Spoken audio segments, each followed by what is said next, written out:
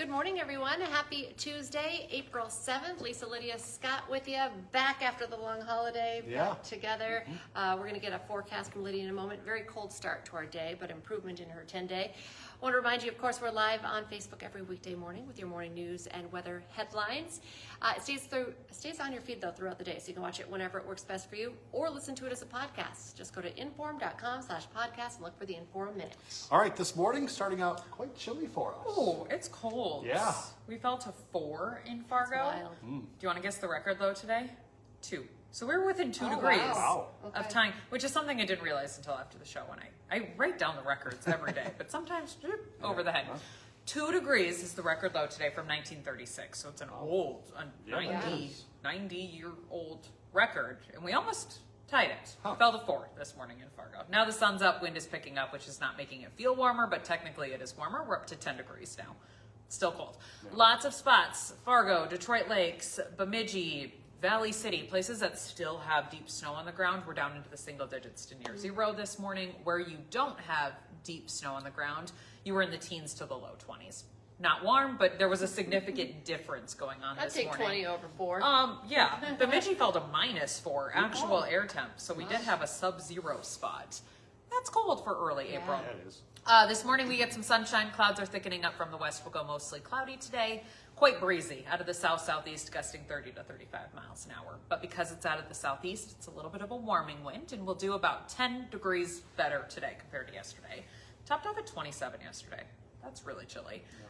We'll go 38 today. With the wind and the clouds, though, I don't think it's going to feel like a sunshiny, calm 38, but it's technically better. We're into the 40s tomorrow. Little clipper system slides on by. It's actually moving through southern Canada. We're just kind of getting the cold front, if you will. We'll see some scattered showers tomorrow morning, moving in from the west to the east really overnight tonight into tomorrow morning. So windshield wiper weather for some of us for your Wednesday morning drive.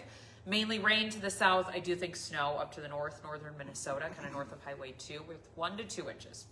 Not a big snow, but this time of year we're done with the snow. Yeah. We're mentally checked out. All right. So Enough of that. Yes, a little bit of light snow accumulation in northern Minnesota tomorrow. Some scattered rain, light snow showers around as we go throughout Wednesday afternoon, Wednesday evening, just kind of the tail end of the system sliding through, but should get lighter and more isolated later in the day.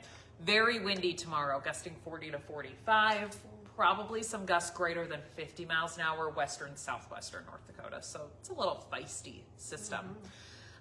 That'll keep our temperatures in the 40s tomorrow. Near 40, cloudy, still quieter into your Thursday. Friday, I could talk about for a long time. Even though there's not like a ton of things to talk about. It's sunny, 50s, relatively light winds. Sweet. Looks much better. Good. A sigh of relief that we all deserve. Yeah. After getting walloped with snow last weekend. It was like a spring weekend and then a winter weekend, and now we're back to a spring weekend. It's just the one happened to be on Easter, which is a little meh, but anyways, this coming weekend looking better. Sunny, mid-50s, wind right now I'm thinking 10 to 15 miles an hour, so not terrible. Maybe a slight breeze on Friday afternoon. Saturday, we'll spend most of the day dry. We'll watch for increasing clouds and a chance of showers overnight Saturday into Sunday. 50s on Saturday, I think 60s on Sunday.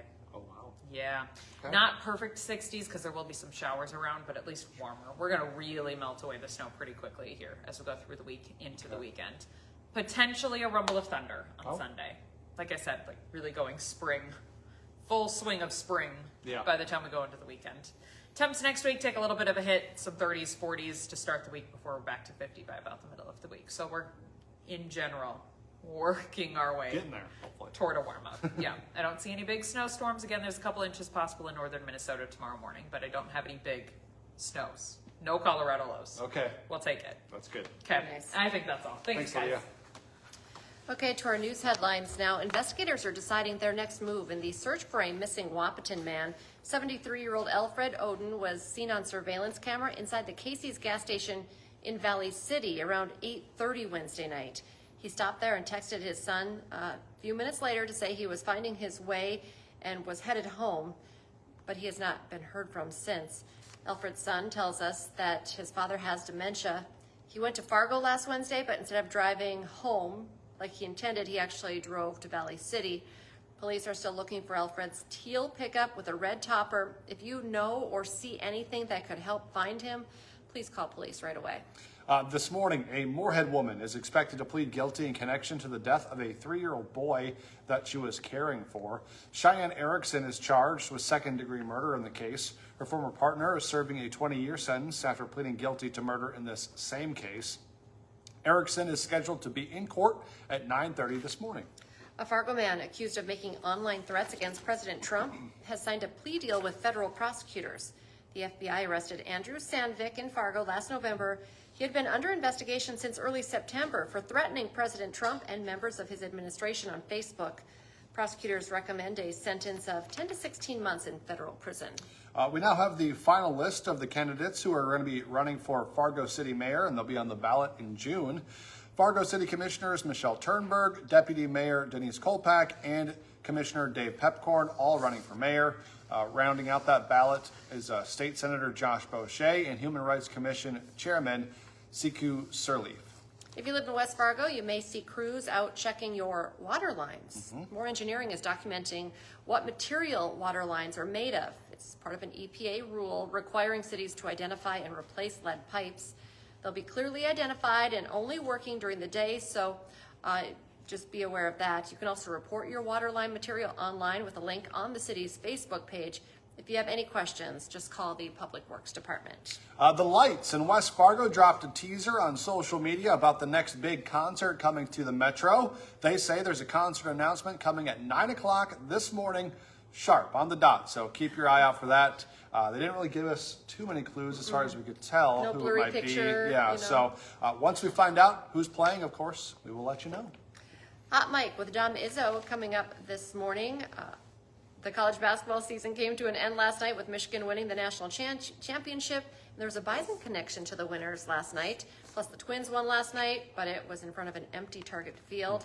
Don will have more on Minnesota's slow start to the new year. Hot Mike is live from 9 to 11 on WDAY Extra. Don't forget, for just 99 cents a month for your first 3 months, get an all-access pass to our website, inform.com. Just go to inform.com/subscribe, and you can get that deal. And I did skip, and I should not have skipped over the fact that the American Idol dream is still alive for Chris Tungseth of Fergus Falls. We've all become super fans. Yes. Last night he sung It'll Be by Edwin McCain. America voted, and he is now in the top 11. So this is wild. But so Yeah. he's good. The next episode airs on WDAY next Monday night at 7 o'clock. But He's so talented. So it's kind of good. weird to see, like, I can't believe he's gotten this far, but he's certainly talented enough So to. But it to have makes someone sense. local Right. this far in the competition is pretty cool. So we're rooting for Chris, and we'll keep watching on Idol. All right, join us for the rest of our newscast today. Our next one's at 11, then 4, 5, 6, 9, and 10. have a great day, everyone.